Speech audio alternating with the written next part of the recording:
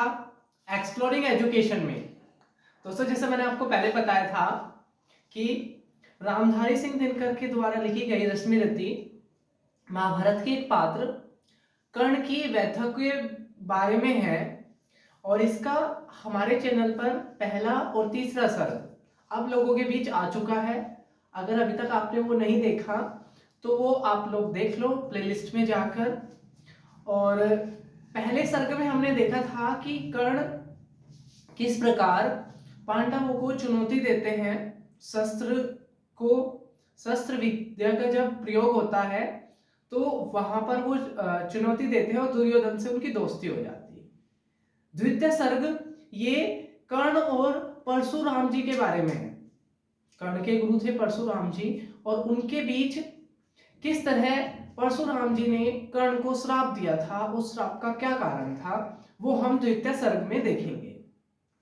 शीतल विरल एक कानन शोभित अत्यधिका के ऊपर कहीं उच्च प्रसन्न चमकते झरते कहीं शुभ्र निर्झर, जहां भूमि समतल सुंदर है नहीं दिखते हैं पाहन, हरियाली के बीच खड़ा है विस्तृत एक उटज पावन, आसपास कुछ कटे पीले धनखेत सुहाते हैं, ससक मूस गिलहरी कबूतर घूम घूम कण खाते हैं, कुछ नंदलित अलसित बैठे हैं, कुछ करते शिशु का लेहन, कुछ खाते साकल्य दिखते बड़े तुष्ट साये गोधन। यहाँ पर एक वृक्ष के नीचे परशुराम जी आराम कर रहे हैं तो वहां के चारों तरफ के वातावरण को दिखाया गया है। हवन अग्नि भुक चुकी गंध से वायु अभी पर माती है, भीनी भीनी महक प्राण में मादकता पहुंचाती है, धूप धूम चर्चित लगते तरु के श्याम छदन कैसे, छपक रहे हो शिशु के अलसित कजरारे लोचन जैसे, बैठे हुए सुगत आताप में मृग सोम मंथन करते हैं, वन के जीव विहर से बाहर हो विश्रब्द विचरते हैं, सूख रहे चीवर रसाल को नन्ही झुकी टहनियों पर, नीचे बिखरे हुए पड़े हैं इंगुत से चिकने पत्थर, अजिन दर्भ पालास कमंडुल एक और तप के साधन, एक और है टंगे धनुष तूणी तीर कुछ बरछे भीषण, चमक रहा है तृण कुटी द्वार पर एक परशु आभाशाली, लोहो दंड पर जडित पड़ा हो मानो अर्ध अंशुमाली, श्रद्धा बढ़ती अजिंदर पर परशु देख मन डरता है, युद्ध शिवरिया तपोभूमि यह समझ नहीं कुछ पड़ता है, हवन कुंड जिसका यह उसके ही क्या है ये धनुष कुठार, जिस मुनि की यह सुसवा उसी की कैसे हो सकती तलवार। यानी कि सामान्यतः जो साधु संत लोग ब्राह्मण लोग जो कुटी में रहते थे वो तलवार धारण नहीं करते थे, हथियार नहीं उठाते थे, लेकिन आपको पता है परशुराम जी ब्राह्मण होने के बावजूद भी सर्वश्रेष्ठ धनुर्धर थे और पूरी पृथ्वी को उन्होंने जीत लिया था।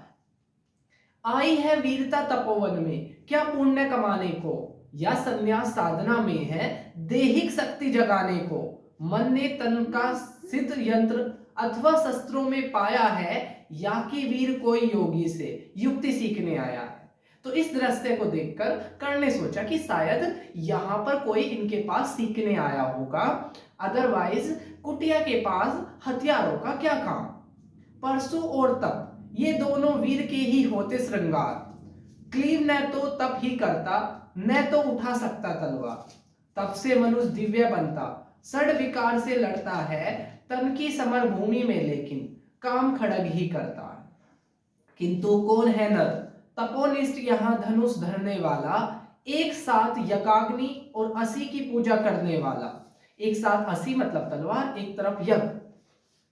कहता है इतिहास जगत में हुआ एक ही नर ऐसा, रण में कुटिल काल सम क्रोधी तप में महासूर्य जैसा, मुख में वेद पीठ पर तर्कस कर में कठिन कुठार विमल, साप और सर दोनों ही थे जिस महान ऋषि के संबल, यह है कुटीर उसी महामुनि परशु बलशाली का, भृग के परम पुनीत वंशधर वृत्तिवीर प्रमाणित का, हाँ हाँ वही कर्ण की जांघों पर अपना मस्तक धरकर सोए है तरोवर के नीचे आश्रम में किंचित हटकर। तो परशुराम जी सोए हुए हैं और उनकी गर्दन कर्ण के पैरों में रखी हुई है। पत्तों से छन छन कर मीठी धूप माघ की आती है, पड़ती मुनि की थकी देह पर और थकन मिटाती है। कर्ण मुग्ध हो भक्ति भाव में मग्न हुआ जाता है, कभी जटा पर हाथ फेरता कभी पीठ सहलाता है। चढ़े नहीं चीटियां बदन पर, पड़े नहीं तर्णपात कहीं, कर्ण सजग है उचट जा, गुरुवर की कच्ची नींद नहीं। तो कर्ण वहां पर सतर्क है कि किसी भी कारण से मेरे गुरु की नींद खराब नहीं होनी चाहिए। व्रत देह तप से क्रस काया उस पर आयुध संचालन, हाय पड़ा श्रम भार देव पर, असमय यह मेरे कारण। किंतु वृद्ध होने पर भी अंगों में है क्षमता कितनी, और रात दिन भर मुझको दिखलाते रहता ममता कितनी। तो कर्ण जो है वो अपने गुरु के बारे में कहते हैं कि भाई इतनी उम्र हो चुकी है उनकी, उसके बावजूद भी वो इतने ताकतवर है और इतनी क्षमता होने के बावजूद भी हमेशा मेरे पे ममता दिखाते रहते हैं। कहते हैं ओ वत्स युधिष्ठिर पोग न तू खाएगा, मेरे शिक्षण की कठोरता को कैसे सह पाएगा। अनुगामी यदि बना लूं कहीं, तो खान पान में भी मेरा सूख जाएगा लहू बचेगा, हड्डी भर ढांचा तेरा। एक बार और पढ़ता हूं मैं। कहते हैं ओ वत्स पुष्टिकर भोग न तू यदि खाएगा, मेरे शिक्षण की कठोरता को कैसे सह पाएगा। अनुगामी यदि बना कहीं, तो खान पान में भी मेरा सूख जाएगा लहू बचेगा, हड्डी भर ढांचा तेरा। तो यहाँ पर परशुराम जी कर्ण को कहते हैं कि आपको ज्यादा खाना चाहिए, अदरवाइज जो मेरी ट्रेनिंग है ये बहुत ज्यादा हार्ड है और अगर तुम मेरे तरह पालन करोगे तो सूख जाओगे। जरा सोच कितनी कठोरता में तुझे चलाता हूं, और नहीं तो एक पांव दिन भर में रक्त जलाता हूं। इतनी पूर्ति कहां से होगी बना अगर तू सन्यासी, इस प्रकार तो चबा जाएगी तुझे भूख सत्यानाशी। पत्थर सी हो मांसपेशियां, लोहे से भुज दंड अब है, नस नस में हो लहर आग की, तभी जवानी जाती जय। विप्र हुआ तो क्या रखेगा रोक अभी से खाने पर, कर लेगा घनघोर तपस्या वह चतुर्थ के आने पर। ब्राह्मण का धर्म त्याग पर क्या बालक भी त्यागी हो, जन्म साथ सिलावच्छति के ही क्या वो अनुरागी हो। क्या विचित्र रचना समाज की, गिरा ज्ञान ब्राह्मण घर में, मोती बरसा वेश्य वेशम में, पड़ा खड़क क्षत्रिय कर में। खड़क बड़ा उद्दत होता है, उद्दत ही होते हैं राजे, इसलिए तो सदा बजाते रहते वे रण के बाजे। और करे ज्ञानी ब्राह्मण क्या, आसी विहीन मन डरता है, राजा देता मान, भूप का वह भी आदर करता है। सुनता कौन यहाँ ब्राह्मण की, करते सब अपने मन की, डूबो रहो साउनित में भूको, भूपों की लिप्सा रण की। और रण भी किस लिए, नहीं जग से दुख दैन्य भगाने को, पर शोषक पथ प्राण मनुज को नहीं धर्म पर लाने को। तो यहाँ पर परशुराम जी क्षत्रिय कुल की आलोचना करते हैं और कहते हैं कि इनको ना हमेशा युद्ध चाहिए होता है, और युद्ध भी किसी धर्म की स्थापना के लिए नहीं, किसी अच्छे काम के लिए नहीं, अपने शौक के लिए, अपने साम्राज्य के विस्तार करने के लिए। तो इस पर यहां पर परशुराम जी क्षत्रिय कुल की आलोचना करते हैं। रण केवल इसलिए कि राजा और सुखी हो, मानी हो, और प्रजाएं मिले उन्हें और वो अधिक अभिमानी हो। रण केवल इसलिए कि वे कल्पित अभाव से छूट सके, बढ़े राज्य की सीमा जिससे अधिक जनों को लूट सके। रण केवल इसलिए कि सत्ता बढ़े नहीं पत्ता डोले, भूपों के विपरीत न कोई कभी कुछ भी बोले। जो जो मिलती विजय अहंकार नरपति को बढ़ाता जाता है, और जोर से वह समाज से सिर पर चढ़ता जाता है। यानी कि जिस तरीके से राजा को विजय मिलती जाती है उसमें अहंकार आ जाता है, और एक विजय के बाद दूसरी, एक विजय उसके बाद दूसरी विजय की तरफ वो बढ़ने लगता है। अब तो यह दशा की जो कुछ है वह राजा का बल है, ब्राह्मण खड़ा सामने केवल लिए शंख गंगा जल है। कहां तेज ब्राह्मण में अविवेकी राजा को रोक सके, करे कुपथ पर जबी पाओ वह तक्षण उसको टोक सके। यानी कि ब्राह्मण एक क्षत्रिय राजा को टोक नहीं सकते, ये समाज की विडंबना को दिखाया गया है। और कहे भी तो ब्राह्मण की बात कौन सुन पाता है। यहाँ रोज राजा ब्राह्मण को अपमानित करवाता है। चलती नहीं यहाँ पंडित की, चलती नहीं तपस्वी की, जय पुकारती प्रजा रात दिन, राजा जय जय यशस्वी की। सिर था जो सारे समाज का, वही अनादर पाता है, जो भी खिलता फूल बुझा के ऊपर चढ़ता जाता है। चारों ओर लोभ की ज्वाला, चारों ओर भोग की जय, पाप भार से दबी धसी जा रही, धरा पल पल निश्चय। जब तक भोगी भूख प्रजाओं के, नेता कहलाएंगे, ज्ञान त्याग तप नहीं श्रेष्ठता का। जब तक पद पाएंगे असन वसन से हीन, दीनता में जीवन धरने वाले, सहकर भी अपमान मनुष्यता की चिंता करने वाले। कवि कोविंद विज्ञान विषाद, कलाकार पंडित ज्ञानी, कनक नहीं कल्पना ज्ञान उज्जवल, चरित के अभिमानी। इन विभूतियों को जब तक संसार नहीं पहचानेगा, राजाओं से अधिक पूज्य जब तक न इन्हें वह मानेगा। तो कहते समाज में किसका सम्मान होना चाहिए? एक कवि का, कोविद यानी कि ज्ञानी व्यक्ति का, विज्ञान यानी कि साइंस का, कलाकार का, पंडित ज्ञानी का, न कि किसी एक लोभी राजा का। और जब तक समाज में ये चेंज नहीं आएगा तब तक सृष्टि में, समाज में विकास नहीं हो सकता। तब तक पड़ी आग में धरती इसी तरह अकुलाएगी, चाहे जो भी करे दुखों से छूट नहीं वह पाएगी। थकी जीव समझाकर गहरी लगी ठेस अभिलाषा को, भूप समझता नहीं और कुछ छोड़ खड़क की भाषा को। रोक टोक से नहीं सुनेगा, नर्प समाज अविचारी है, ग्रीवार रिष्टु कुठार का यह है, मनांध अधिकारी है। इसलिए तो मैं कहता हूं, अरे ज्ञानियों खड़क धरो, हर ना सको जिसका कोई भी, भूखा वह तुम त्रास करो। नित्य कहा करते हैं गुरुवर, खड़क महाभयकारी है, इसे उठाने का जग में हर एक नहीं अधिकारी है। वही उठा सकते हैं इसको जो कठोर हो कोमल भी, जिसमें हो धीरता वीरता और तपस्या का बल भी। यानी कि हथियार को उठाने के लिए दोनों ही चीजों की जरूरी है। आप माइंड से आप कठोर भी होने चाहिए और कोमल भी होने चाहिए। वीर वही है जो शत्रु पर जब भी खड़ग उठाता है, मानवता के महागुणों की सत्ता भूल ना जाता है। सीमित जो रखे खड़ग को, पास उसी को आने दो, विप्र जाति के सिवा किसी को मत तलवार उठाने दो। जब जब मैं सर चाप उठाकर कर्तव्य कुछ दिखलाता हूं, सुनकर आशीर्वाद देव का धन्य धन्य हो जाता हूं। जियो जियो आवत्स, तीर तुमने कैसा यह मारा, दहक उठा वन उधर, इधर फूटी निर्जर की धारा। मैं संकित था, ब्राह्म्य वीरता मेरे साथ मरेगी क्या, परशुराम की याद विप्र की जाति ने जुगा धरेगी क्या। पाकर तुम्हें किंतु इस वन में मेरा हृदय हुआ शीतल, तुम अवश्य ढोओगे उसको मुझ में है जो तेज अनल। तो यहाँ पर परशुराम जी कर्ण की तारीफ करते हैं।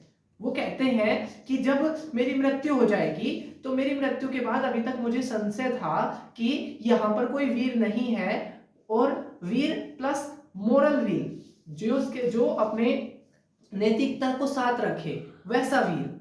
लेकिन जब से तुम मुझे मिले हो और तुम्हारे गुणों को मैंने देखा है तो तब से मुझे एक भरोसा है कि ये वीरता आगे चलती रहेगी। जियो जियो ब्राह्मण कुमार, तुम अक्षय कीर्ति कमाओगे, एक बार तुम भी धरती को निक्षत्रिय कर जाओगे। निश्चय तुम ब्राह्मण कुमार हो, कवच और कुंडल धारी, तब कर सकते हो, और पिता माता किसके इतने भारी। तो यहाँ पर कर्ण ने परशुराम से झूठ बोला था कि वो एक ब्राह्मण है, और यहाँ पर वो उनकी तारीफ में कहते हैं कि मेरी तरह तुम भी एक बार इस पूरी पृथ्वी को निक्षत्रिय कर दोगे, सब क्षत्रियों को मार दोगे। किंतु हाय ब्राह्मण कुमार सुन, प्राण कांपने लगते हैं, मन उठता धिक्कार हृदय में, भाव ग्लानि के जगते हैं। गुरु का प्रेम किसी को भी क्या ऐसे कभी खला होगा, और शिष्य ने कभी किसी गुरु को इस तरह छला होगा। क्योंकि कर्ण ने झूठ बोला था परशुराम से कि वो एक ब्राह्मण है। पर मेरा क्या दोष, हाय और मैं दूसरा क्या करता, पी सारा अपमान द्रोण के, मैं कैसे पैरों पड़ता। और पांव पड़ने से भी क्या, गुड़ ज्ञान सिखलाते हुए एकलव्य सा नहीं, अंगूठा क्या मेरा कटवाते हुए। तो यहाँ पर कर्ण अब मन मन में सोच रहे हैं कि जिस तरीके से मैंने परशुराम से झूठ बोला है, वो नहीं पूछता है कोई तुम वर्ती वीर या दानी हो, सभी पूछते मात्र यही तुम किस कुल के अभिमानी हो। मगर मनुज क्या करे, जन्म लेना तो उसके हाथ नहीं, चुनना जाति कुल अपने बस की तो बात नहीं। मैं कहता हूं अगर विधाता नर को मुट्ठी में भरकर कहीं छाड़ दे ब्रह्मलोक में ही नीचे भूमंडल पर, तो विविध जातियों में ही मनुज यहाँ आ सकता है। नीचे है क्या कार्य बनी तो बीच कहाँ जा सकता है। तो यहाँ पर कहते हैं कि जाति व्यवस्था पर कटाक्ष करते हुए कहते हैं कि जब इंसान को भगवान ऊपर से एक बना के भेजता है, लेकिन हमने बहुत सारी क्यारियां बना दी है, और उन विभिन्न क्यारियों में जिस भी क्यारियों में वह बीज पड़ता है हम उसको उसी जाति का मान लेते हैं। कौन जन्म लेता किस कुल में, आकस्मिक ही यह बात, छोटे कुल पर किंतु यहाँ होते तब भी कितने आघात। हाय जाति छोटी है तो फिर सभी हमारे गुण छोटे, जाति बड़ी तो बड़े बने वे, रहे लाख चाहे खोटे। गुरु को लिए कर्ण चिंतन में था जब मग्न अचल बैठा, तभी एक विष कीट कहां से आसन के नीचे बैठा। वंश दृष्ट वह लगा कर्ण के, उर को कुतर कुतर खाने, और बनाकर छिद्र मांस में मंद मंद भीतर जाने। तो कर्ण के पांव में एक आपका एक कीट आ गया और वो कर्ण को खाने लगा, उसने डंक मारा और धीरे धीरे वो उनका लहू चूसने लगा। गुरु को लिए कर्ण चिंतन में था जब मग्न अचल बैठा, तभी एक विस्कीट कहीं से आसन के नीचे बैठा। वंश दृष्ट वह लगा कर्ण के, उर को कुतर कुतर खाने, और बनाकर छिद्र मांस में मंद मंद भीतर जाने। कर्ण विकुल हो उठा, दुष्ट भोरे पर हाथ धरे कैसे, बिना हिलाए अंग कीट को किसी तरह पकड़े कैसे। पर भीतर उसे धसे कीट तक हाथ नहीं जा सकता था, और बिना उठाए पांव शत्रु को कर्ण नहीं पा सकता था। तो बिना पांव उठाए वो उस कीट तक नहीं जा सकते थे, और अगर पैर उठाते तो परशुराम जी की नींद खुल जाती। किंतु पांव के हिलते ही गुरुवर की नींद उचट जाती, सहम गई यह सोच कर्ण की भक्ति पूर्ण विवल छाती। सोचा उसने अतः कीट का यह पिए रक्त पीने दूंगा, गुरु की कच्ची नींद तोड़ने का पर पाप नहीं लूंगा। बैठा रहा अचल आसन से कर्ण बहुत मन को मारे, आहा निकाले बिना सिलासी सहनशीलता को धारे। किंतु लहू की गर्म धार जो सहसा आन लगी तन में, परशुराम जग उठे रक्त को देख विस्मित मन में। तो वो जो कर्ण के शरीर से जो खून निकला वो परशुराम जी तक पहुंच गया। कर्ण झपट कर उठा इंगित में, गुरु से आज्ञा लेकर बाहर किया कीट को उसने छत में से उंगली देकर। परशुराम बोले शिव शिव शिव, तूने यह की मूर्खता बड़ी, सहता रहा अचल जाने कब से ऐसी वेदना कड़ी। तनिक लजाकर कहा कर्ण ने, नहीं अधिक पीड़ा मुझको, महाराज क्या कर सकता है यह छोटा कीड़ा मुझको। मैंने सोचा हिला डुला तो वृद्धा आप जग जाएंगे, क्षण भर को विश्राम मिला जो नाहक उसे गवाएंगे। निश्चल बैठा रहा सोच, यह कीट समम उड़ जाएगा, छोटा सा यह जीव मुझे कितना पीड़ा पहुंचाएगा। पर यह तो भीतर धसता ही गया, मुझे हैरान किया, लज्जित हूं इसलिए कि सब कुछ स्वयं आपने देख लिया। तो यहाँ पर कर्ण कहते कि छोटा सा जीव मुझे क्या नुकसान पहुंचाता, इसलिए मैंने आपकी नींद नहीं खोली। परशुराम गंभीर हो गए, सोच न जाने क्या मन में, फिर सहसा क्रोधाग्नि भयानक भभक उठी उनके तन में। दांत पीस आंखें तरेर कर बोले, कौन छली है तू, ब्राह्मण है या किसी अभिनज का पुत्र बलि है तू। तो यहाँ पर परशुराम जी कहते हैं कि एक ब्राह्मण के अंदर इतना धैर्य नहीं हो सकता, इतना वो कष्ट नहीं सह सकता, यह तो एक क्षत्रिय ही सह सकता है। सहनशीलता को अपनाकर ब्राह्मण कभी ना जीता है, किसी लक्ष्य के लिए नहीं अपमान हलाहल पीता है। सह सकता जो कठिन वेदना, पी सकता अपमान वही, बुद्धि चलाती जिसे तेज का कर सकता बलिदान वही। तेज पुत्र ब्राह्मण तिल तिल कर जले, नहीं यह हो सकता, किसी दशा में भी स्वभाव अपना वह कैसे खो सकता। कसक भोगता विप्र निश्चल कैसे रह सकता है, इस प्रकार की चुभन वेदना क्षत्रिय ही सह सकता है। तू अवश्य क्षत्रिय है पापी, बता न तो फल पाएगा, परशुराम के कठिन साप से अभिभस्म हो जाएगा। क्षमा क्षमा हे देव दया में गिरा कर्ण गुरु के पद पर, मुख विवर्ण हो गया अंग कांपने लगे भय से थरथर। सूत पुत्र मैं शूद्र कर्ण हूं, करुणा का अभिलाषी हूं, जो भी हूं पर देव आपका अनुचर अंतेवासी हूं।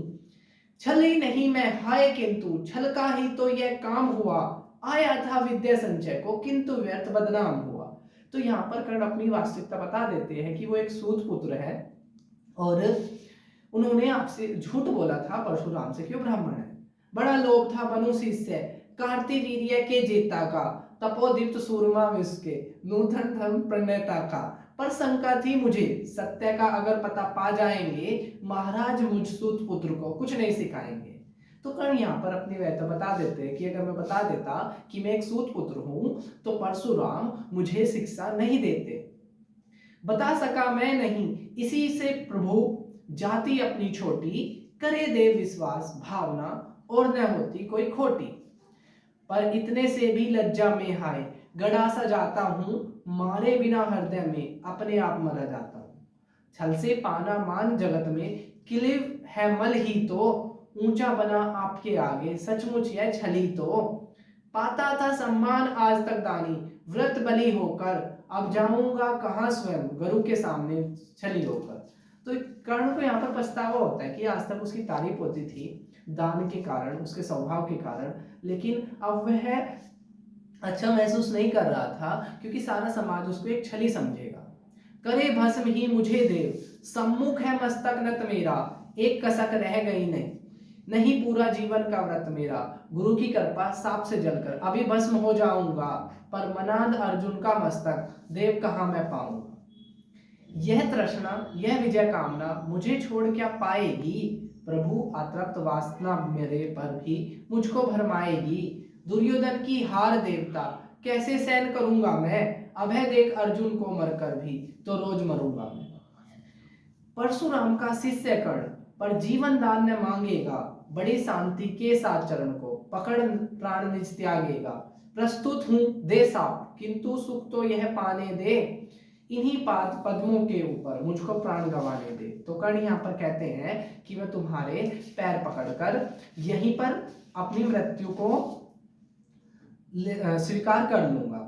लिपट गया गुरु के चरणों से विकल कर्ण इतना कहकर, दो कणिकाएं गिरी अश्रु की गुरु की आंखों से बहकर। बोले हाय कर्ण तू ही प्रतिभट अर्जुन का नामी है, निश्चल सखा धृत राष्ट्रों का विश्व विजय का कामी है। और यहाँ पर परशुराम भी कहते हैं कि तुम ही अर्जुन का सामना कर सकते हो और जीतने लायक इंसान तुम ही हो।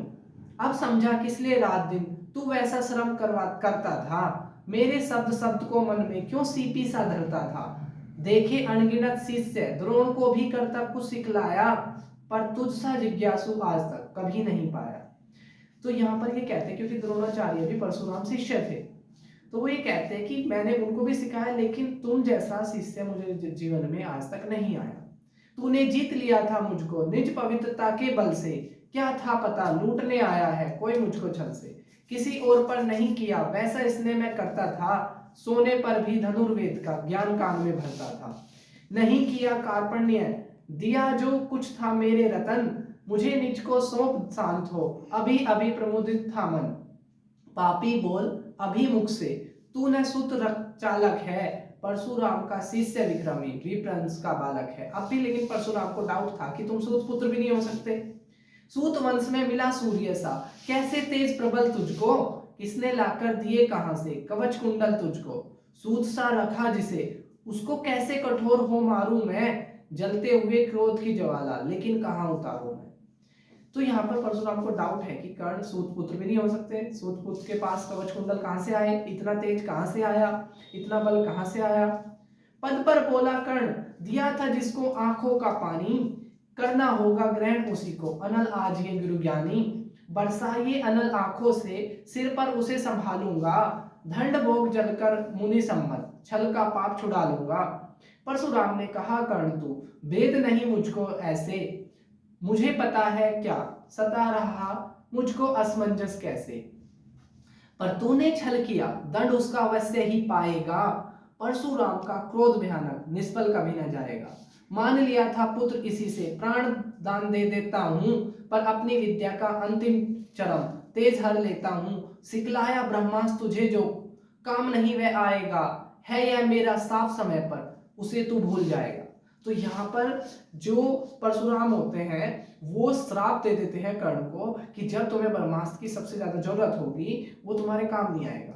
कर्ण विकल हो खड़ा हुआ, हाय क्या हुआ ये गुरुवर, दिया साप अंत्यन निदारुण, लिया नहीं जीवन के ओहर, वर्षों की साधना साथ ही प्रण क्यों नहीं लेते, अब किस सुख के लिए मुझे धरती पर जीने देते। तो कर्ण कहता है कि जो इससे अच्छा तो तुम मेरे प्राण ही ले लो, तुमने मेरे को ब्रह्मास्त्र की जो थी वो छीन लिया, तो इससे अच्छा तो तुम मेरे प्राण ही ले लो।